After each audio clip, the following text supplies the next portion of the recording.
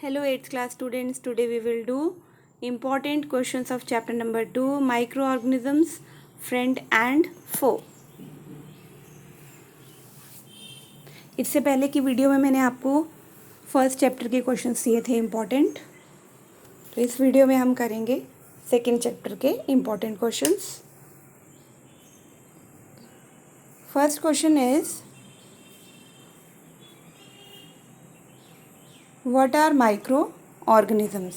Chapter का नाम है तो ये आपको वेरी शॉर्ट क्वेश्चन में आ सकता है.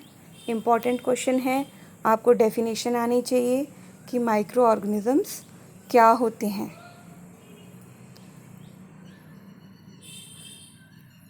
जैसे कि इसका नाम है बेटा माइक्रो, है ना. मेरी जो वीडियोस होती है ना बेटा, उनमें रिटन मटेरियल से ज़्यादा इम्पॉर्टेंट है आपको वीडियोस को सुनना, क्योंकि एक्सप्लेनेशन सुनते ही ये जो क्वेश्चंस हैं ये आपके माइंड में सेट हो जाते हैं, आपको अच्छे से इनका मीनिंग समझ में आ जाता है, so that you can write these answers in your language also, है ना. Right. So what are microorganism? As the word microorganisms itself define it, micro means very small which cannot be seen by naked eyes. Naked eyes से हम जिनको नहीं देख सकते, we can only see them with the help of microscope. What are microorganisms? Those organisms which can only be seen with the help of microscope. They are known as microorganisms. Okay. Next is, मैं यहाँ पर आपको example भी दे दूँगी साथ ही में. इसका अलग से क्वेश्चन आता है वैसे. What are the 4 major groups of micro organisms. तो मैं आपको इसी क्वेश्चन में एग्जाम्पल दे दूँगी. सेपरेट आए तो सेपरेट लिखिए, नहीं तो इस डेफिनेशन में भी आप एग्जाम्पल दे सकते हो ज़्यादा मार्क्स लेने के लिए. Bacteria, fungi, protozoa and alga. ठीक है, ये तो आपके 4 मेजर ग्रुप्स हैं. लेकिन फिफ्थ वाला जो हमारा वायरस है, कई बार आपको सुनने में आता है कि 5 हैं, तो वायरस को हम तभी माइक्रोब की कैटेगरी में शामिल करेंगे, ऐड करेंगे when they are only present inside the cells of host living bodies.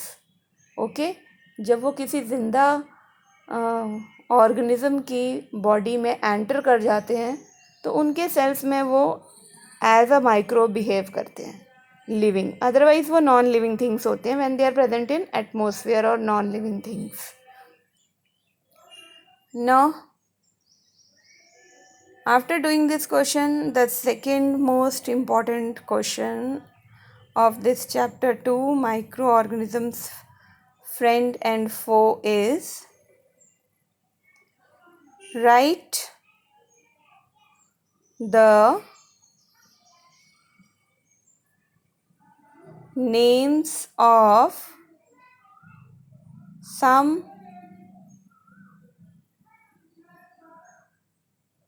diseases. यहाँ आपने कुछ diseases के नाम लिखने हैं बेटा. डिजीज़ कौन सी? डिजीज़ वर्ड का मीनिंग क्या है?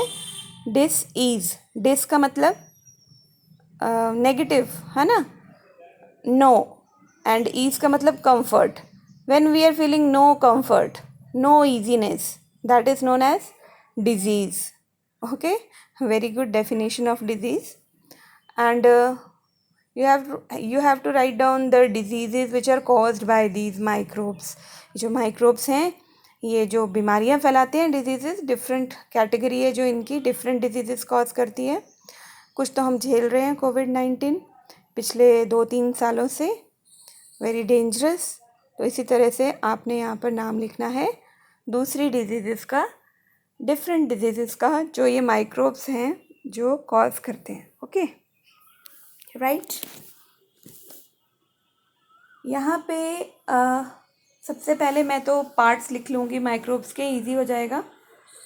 Virus, protozoa, bacteria and fungus. Algae में यहाँ नहीं लिख रही हूँ बिकॉज आपके 8th स्टैंडर्ड में इन्हीं 4 मेजर ग्रुप्स ऑफ माइक्रोब्स की डिजीज़ मैंशनड है. वायरस की अगर हम बात करें तो इन्फ्लुएंजा हम जिसको बोलते हैं ना, फ्लू, है ना. बच्चों को मना भी करते हैं कि अगर आपको फ्लू है तो आप स्कूल मत आइए, because it is viral, it is communicable. तो ये वायरस से होता है। फिर पोलियो है, चिकन पॉक्स है ना, these are the diseases which are caused by virus. तो पोलियो के लिए तो पल्स पोलियो प्रोग्राम भी चलाया जाता है through out the world. 5 to 6 years के बच्चों को पोलियो ड्रॉप्स दी जाती हैं, है ना। तो ओरल वैक्सीनेशन भी कहते हैं इसे। तो हमने याद रखना है, वायरस से कोविड-19 भयानक बीमारी है। चिकन पॉक्स, पोलियो, फ्लू यानी इन्फ्लुएंज़ा होता है। नेक्स्ट प्रोटोजोन से है डाइसेंट्री एंड मलेरिया। ठीक है, डाइसेंट्री लूज मोशंस लगते हैं जिसमें वॉमिटिंग आती है। मलेरिया जो प्लाज्मोडियम से होता है हमें, वो प्लाज्मोडियम किसकी कैटेगरी में आता है? प्रोटोजोआ की। बैक्टीरिया में हम लिखेंगे टाइफाइड एंड ट्यूबरक्लोसिस। आपका जो टाइफाइड है ना, टाइफाइड की जो डिजीज़ है that is also caused by bacteria.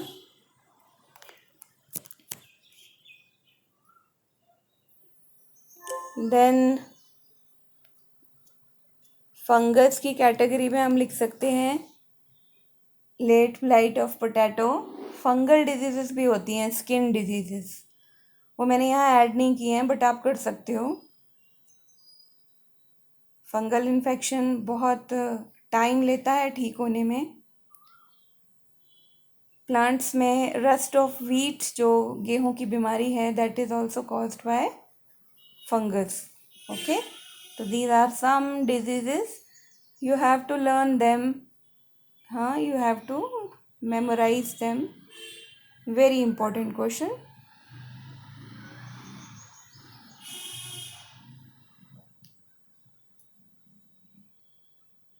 Next we will do question number 3.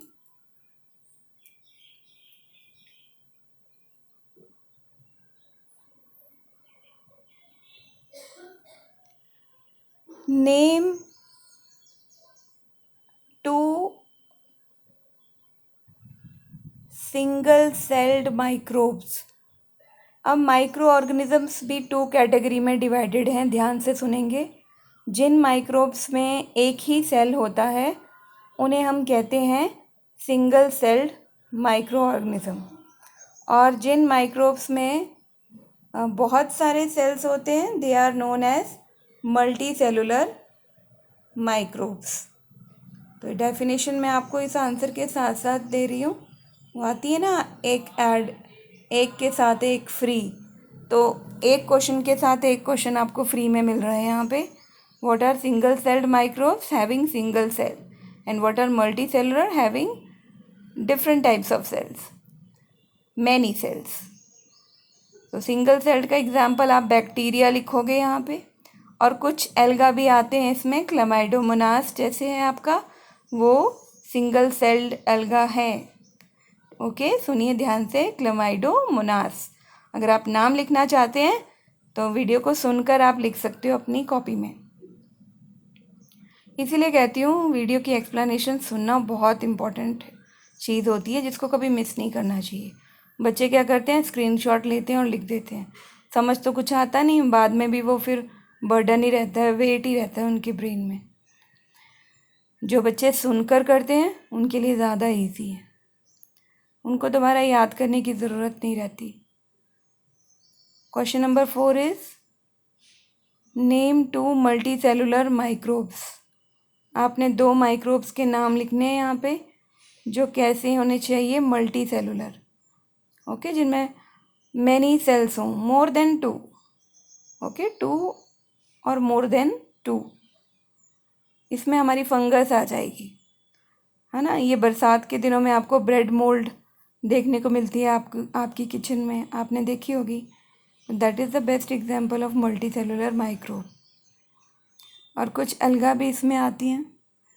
Okay, they are made up of many sales.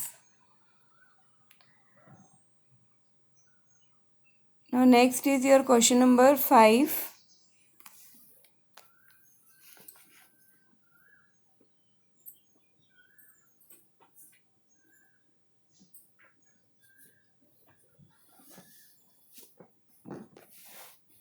इस क्वेश्चन में आपको बताना है mention 2 groups of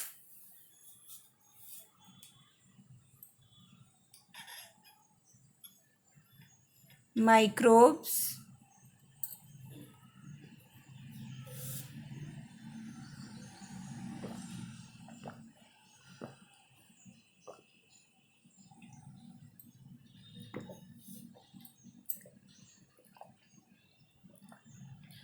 which live in colonies, है ना।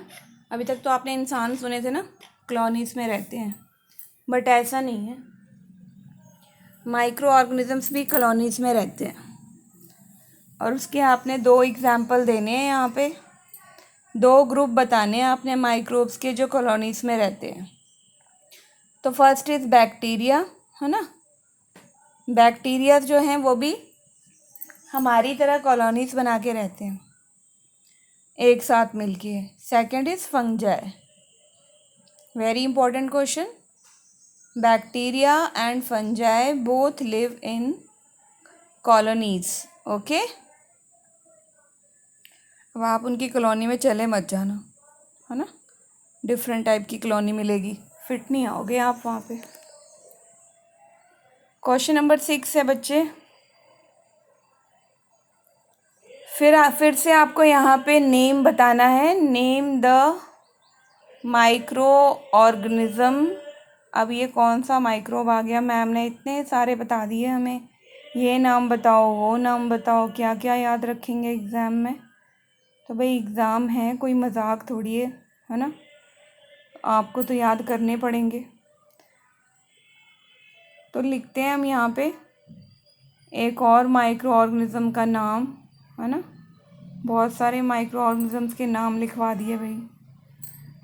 Name the micro organisms which promotes the formation of curd, है ना। दही जो बनता है उसकी फॉर्मेशन में कौन हेल्प करता है। इन दिनों तो गर्मियाँ चल रही हैं और बिना दही के तो ब्रेकफास्ट पॉसिबल ही नहीं है, इतनी गर्मी है ना। ग्लोबल वार्मिंग के कारण टेम्परेचर चंडीगढ़ का कितना बढ़ गया भाई, 46 डिग्री सेल्सियस मैक्सिमम टेम्परेचर हो गया इन समर्स में, which is very dangerous for future.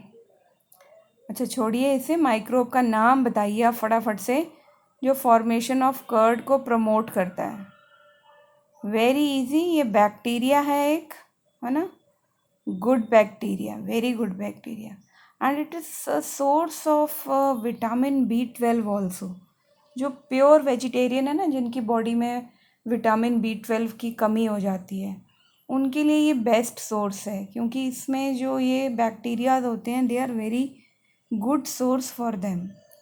तो इसका नाम है बैक्टीरियम लैक्टोबैसिलस, ओके। लैक्टोज होता है मिल्क में,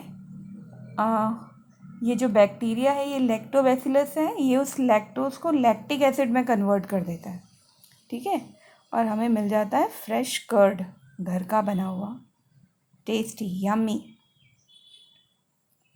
तो अच्छे वाला माइक्रोब है। इसको आप जब आपको यूजेस या फिर माइक्रोब्स एज अ फ्रेंड लिखने को आएगा तो वहाँ भी लिख सकते हो लैक्टोबैसिलस बैक्टीरियम को, because this microbe is a friend of human beings, okay. Next question is what is fermentation, very important. 10th class में भी इसकी इक्वेशन आपको लिखनी आती है कि यीस्ट में जो रेस्पिरेशन होता है, अल्कोहल फॉर्म होती है जब यीस्ट रिप्रोड्यूस होती है, तो रेस्पिरेशन जब करती है, that process is known as fermentation. तो यहाँ पर आपको 8th में यीस्ट का फंक्शन बताया गया है कि वो कैसे शुगर से अल्कोहल बनाती है यीस्ट, है ना। तो उस प्रोसेस को हम कहते हैं fermentation.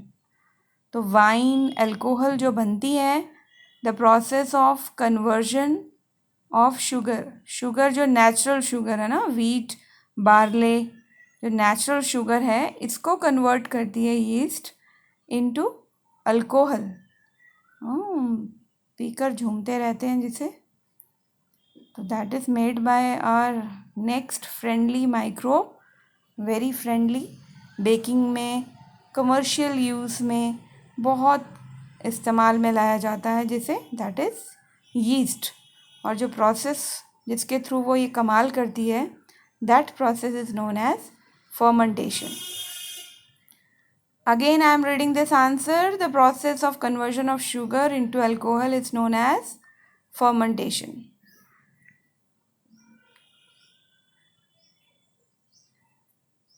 Now, your next question is question number 8. In this question again, ma'am ने नेम लिख दिया है ना, फिर से बताना पड़ेगा. इतने सारे नेम्स हैं, कैसे याद रखेंगे भाई? वीडियो को बार बार सुनेंगे तो याद भी रहेंगे.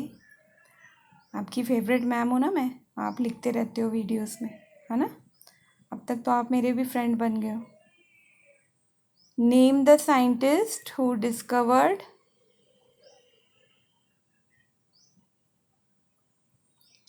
The fermentation. ये जो प्रोसेस है ना, महान प्रोसेस, जिससे कईयों को बहुत मज़ा आने वाली अल्कोहल मिलती है ना, जो उसे बहुत इन्जॉय करते हैं वाइन को. तो ये जो प्रोसेस था ना फर्मेंटेशन का, ये कौन से महान साइंटिस्ट थे जिन्होंने इसे डिस्कवर किया था, उनका नाम आपने यहाँ पे लिखना है. Name the scientist who discovered the process of fermentation. तो यहाँ पे उन साइंटिस्ट का नाम हम लिखेंगे, that is Louis Pasteur. Okay, Louis Pasteur का नाम आपने पहले भी सुना होगा. एक प्रोसेस है बहुत इम्पॉर्टेंट, जो आपने 7th क्लास में ही पढ़ा है, अभी 8th में फिर से रिपीट करोगे.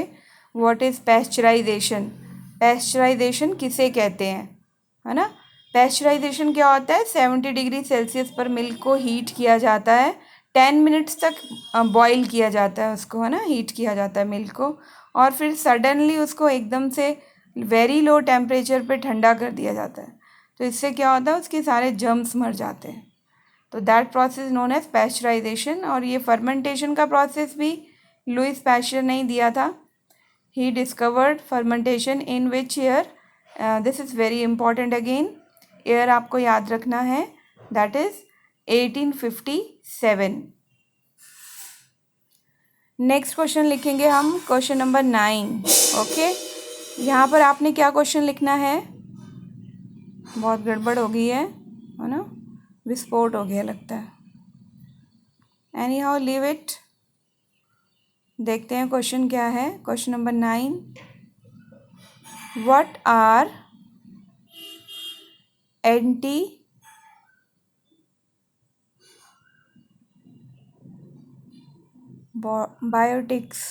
ये क्या लिख दिया मैंने? एंटीबॉडीज आएगा बेटा, इसको ठीक कर लो. व्हाट आर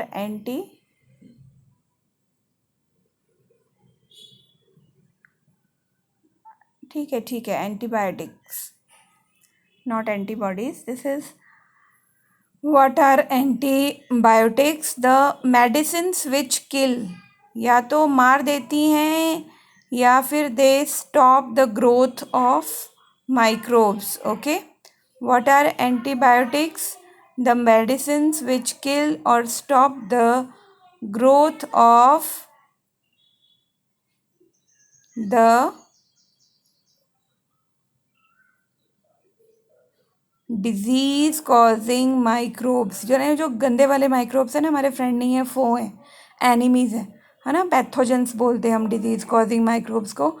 उनकी ग्रोथ को अगर मार देने वाले और उनकी जो बीमारियां वो फैलाते हैं, हमारे दुश्मन माइक्रोब्स, उनकी ग्रोथ को रोकने वाली मेडिसिन्स को हम बोलते हैं एंटीबायोटिक्स. ओके, तो दीज आर वेरी इंपॉर्टेंट. आपने एंटीबायोटिक्स नाम बहुत कॉमनली सुना है, आप यूज़ भी करते हो जब आप बीमार पड़ जाते हो. एक कोर्स आपको करना पड़ता है प्रॉपर, क्योंकि ये वो मेडिसिन्स हैं जो आपके डिजीज़ कॉजिंग माइक्रोब्स को या तो मार देंगे या फिर उनकी ग्रोथ को रोक देंगे.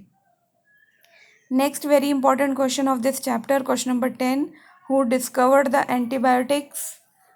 ये भी आपको यहाँ पे याद करके एग्ज़ाम के लिए प्रिपेयर करना पड़ेगा कि जो इतनी इंपॉर्टेंट मेडिसिन है एंटीबायोटिक्स की, वो आपको किसने दी है ना. So who discovered the antibiotics? Alexander Fleming.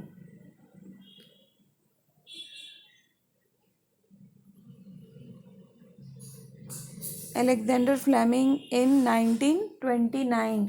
Year भी आपको याद रखना है कॉम्पिटिटिव एग्ज़ाम्स के लिए। यही वो चीज़ें हैं जो +2 के बाद पूछी जाती हैं, लेकिन बच्चे they are not able to answer them because they are not in a habit to learn the years. Okay, भूल चुके होते हैं। Alexander Fleming in 1929 discovered the antibiotics. Next is question number 11. Now in this question you have to name some antibiotics. कुछ antibiotics के नाम बताने हैं आपने। Very common antibiotic streptomycin. ये आपके घर में भी होगी, बच्चे देख सकते हैं। You have to take the help of your parents because आपने इनको यूज़ नहीं करना है, जस्ट देखना है। Streptomycin, tetracycline,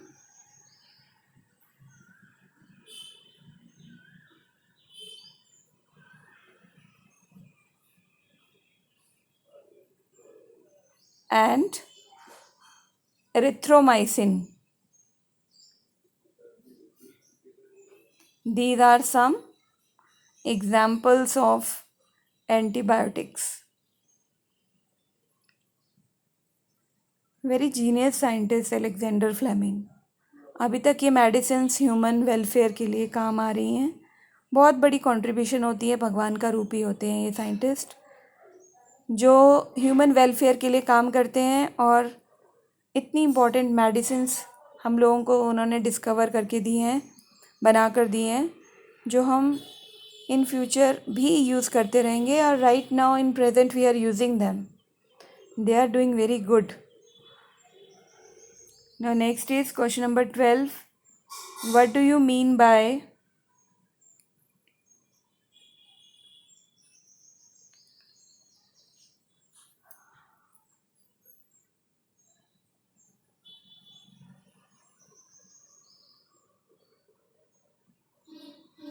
the antibodies?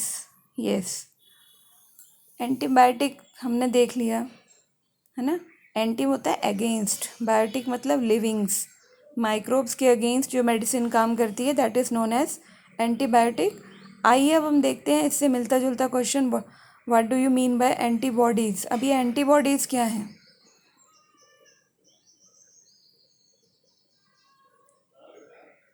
इन दिनों जब कोविड-19 फैला हुआ है तो हम लोगों को वैक्सीनेशन लग रही है। बड़ों को तो लग चुकी है, अब बच्चों को भी लग रही है। 14 ईयर्स के स्टूडेंट्स को ये कंपलसरी हो गया है वैक्सीन लेना।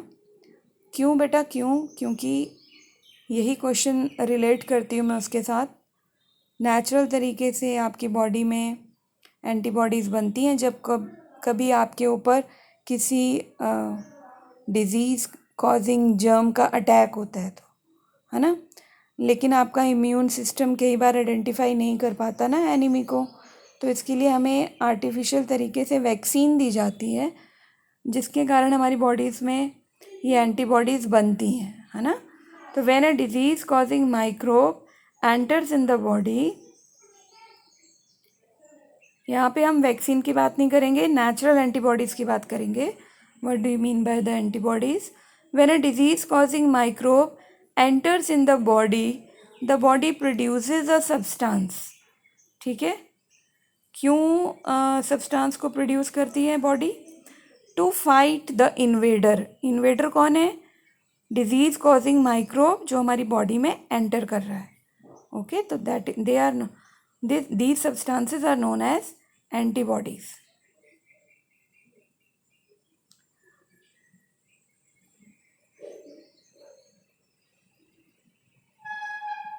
These are called antibodies.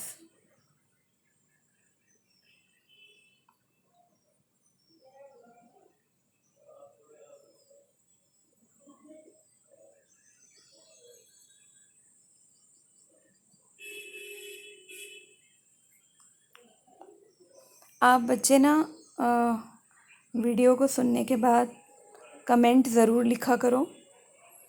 क्या फ़ायदा होता है कमेंट का, मैं आपको बता दूँ।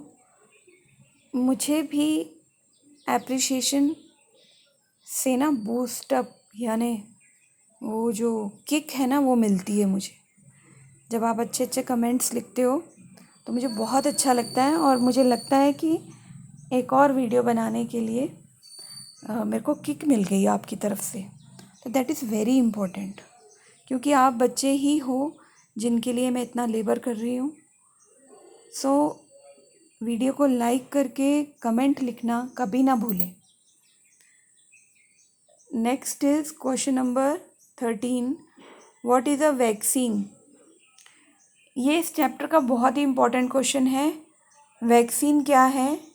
The medicine use to protect from several disease, है ना, बहुत सारे डिजीज़ से बचाने के लिए जो मेडिसिन हम यूज़ करते हैं that is known as vaccine.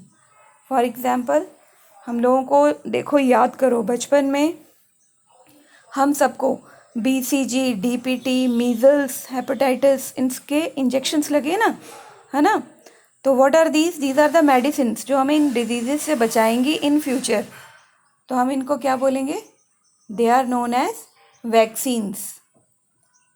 तो next is question number 14, name a popular vaccination programme. आपने एक पॉपुलर वैक्सीनेशन प्रोग्राम का नाम बताना है। सभी जानते हैं उसको, पल्स पोलियो प्रोग्राम। अब ये डिजीज़ जो है ना पोलियो की 90% इरेडिकेट हो चुकी है वर्ल्ड से। कुछ केसेस हैं इसके जो देखने को कभी कभी मिलते हैं। That's why in present also we are driving this program. आपकी जो डिजीज़ इरेडिकेट हो चुकी है that is you know very well small pox, है ना। एडवर्ड जेनर ने जिसको डिस्कवर किया था वैक्सीन को, स्मॉल पॉक्स जो है वो इरेडिकेट हो चुकी है।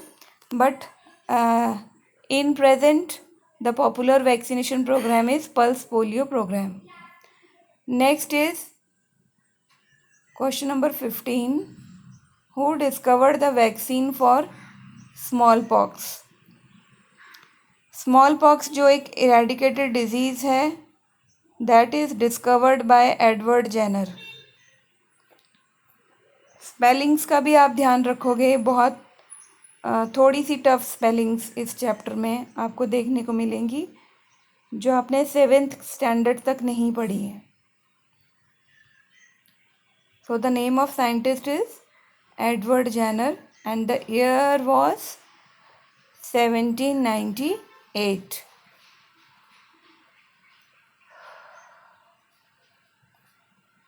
Next question is question number 16, name 2 communicable diseases.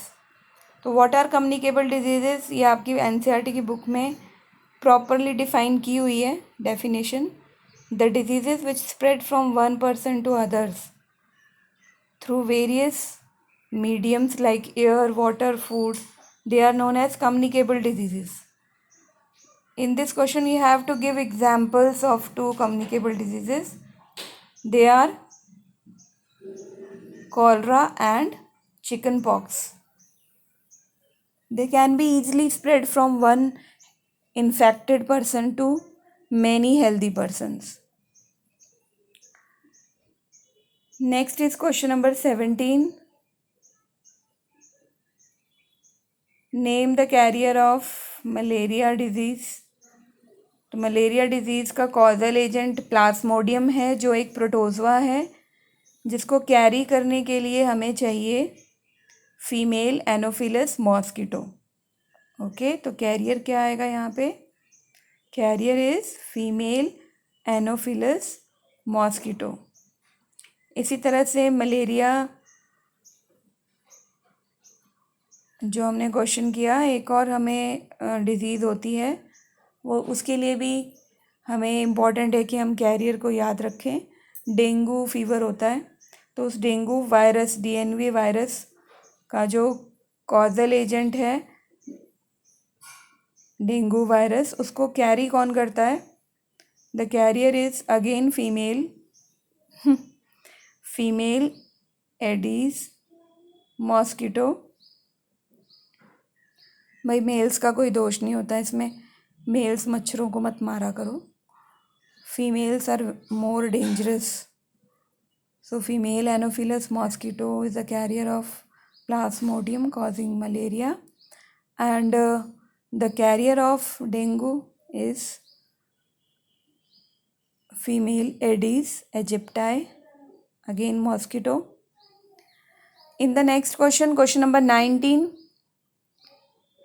name a disease. You have to name the disease which is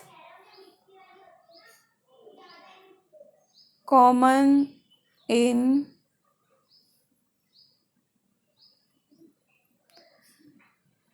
humans and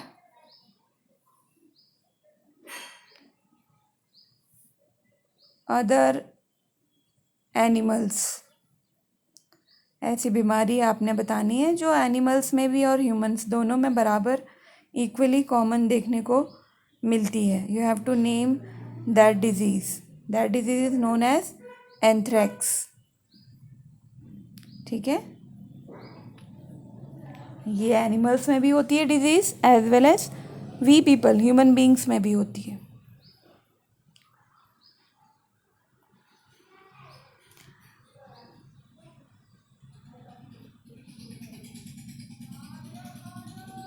next is question number 20, name the pathogen of anthrax. Anthrax फैलाने वाले microbe का नाम आपको पता होना चाहिए। Pathogen है यानी डिजीज़ कॉजिंग माइक्रोब है, that is bacillus anthracis. Bacillus anthracis. Spellings आप लिख लिख कर याद करेंगे सो दैट एग्ज़ाम में गलत स्पेलिंग्स ना लिखो। एंथ्रैक्स कॉमन डिजीज़ है एनिमल्स और ह्यूमन बींग्स में। कॉज करने वाला पैथोजन एंथ्रैक्स को है bacillus anthracis. And next question number 21 में right the name of viral disease in cattles. Cattles में जो वायरल डिजीज़ वायरस से होती है उसका नाम आपने लिखना है। So the name is foot and mouth disease. This is a viral disease in kettles, very important. Name the viral disease in kettles. ठीक है, that is your foot and mouth disease.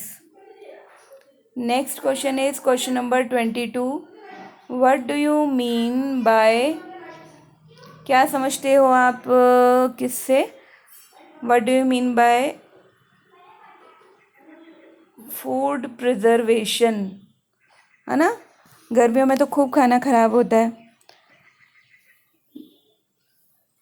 तो ये जो टर्म है food preservation, हम लोग refrigerators use करते हैं फूड को प्रिजर्व करने के लिए। इसको हमने डिफ़ाइन कैसे करना है, अगर हमें आता है ना एग्ज़ाम में, what do you mean by food preservation? The process to prevent food material from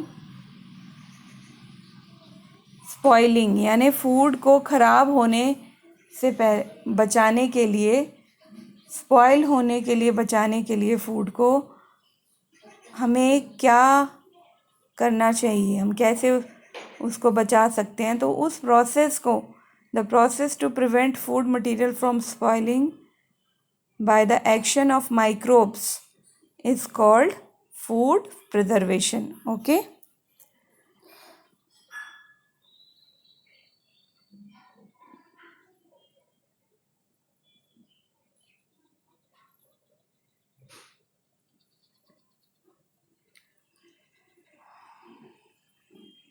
next is question number 23. What are preservatives?